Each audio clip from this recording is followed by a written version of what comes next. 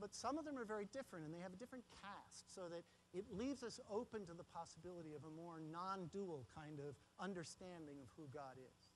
It frankly leads us into a place where we could more easily be universalist in our religious understandings. Maybe the Gospel of Thomas, people have said.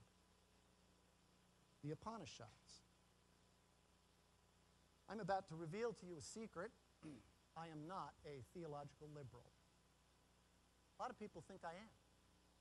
But I'm not, because the truth is, no, not me. I'm not going to put any of those things in the Scriptures. It's not that I think those things have no value. I think they have tremendous value. I think the other texts of Scripture, the other traditions, I think they have tremendous value.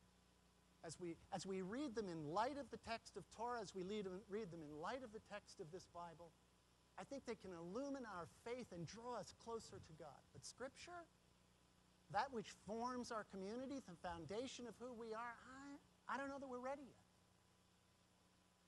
I should also tell you that I assume one day there will be a universalist religion.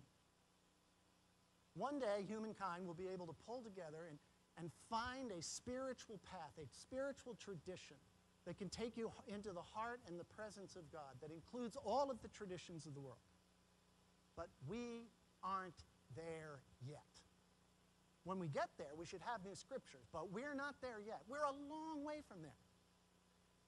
In fact, now what I see is when people say, oh yeah, let's add the Upanishads, or let's add the Gospel of Thomas, or let's add this, or let's add that, there is a tendency for them to be avoiding submitting to a spiritual path, to a single spiritual path. That's my concern. Add the Gospel of Thomas? Well, okay, maybe, but maybe it's just because you have not submitted and gone through a path that will lead you into the heart of God. And remember, I'm not claiming this one is better than some other one.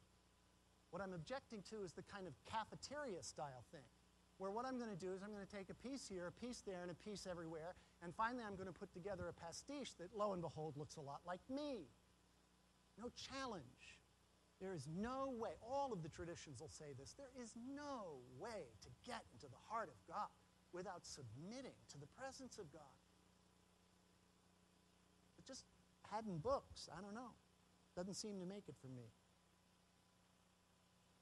I'm not saying, however, that people who are searching, trying to figure out if this text is really the text for them, that somehow they're wrong. I'm not trying to say that.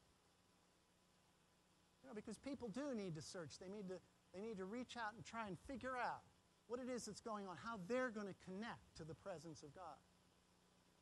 But sooner or later, a tradition's got to take hold so that you can run into the depth of it. And you need a Scripture to do it.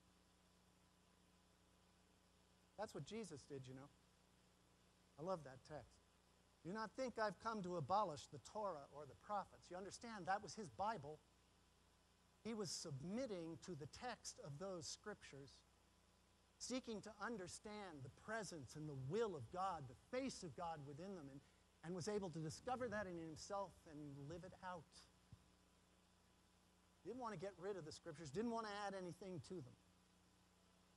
And when we seek in the Scriptures, like they're our lover, like there's something that might reveal something of value to us, when we dig in, well, that's when they can give us life. They gave Jesus that life. I had a student once in my preaching class who, gosh, she was great. She wasn't quite sure if she liked the text. Okay? And so she would argue with the text. She'd get annoyed at the text. She'd read the text.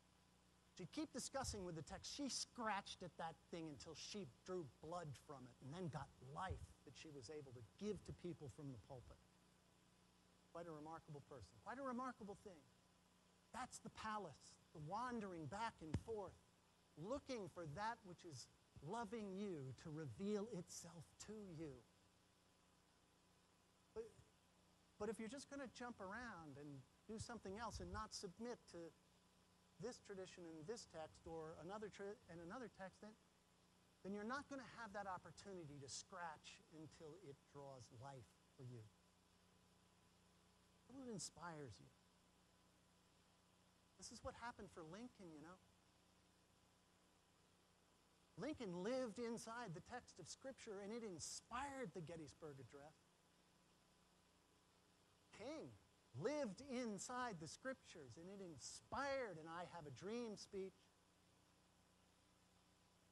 And the wonderful women in our church that are trying to lift up the value and the importance of the feminine voice within our faith, they're inspired by the text of Scripture. Scripture itself undermines all the things that oppress. And if you think that Janie Sparr is not inspired by the text of Scripture, you're very wrong. He really and truly is.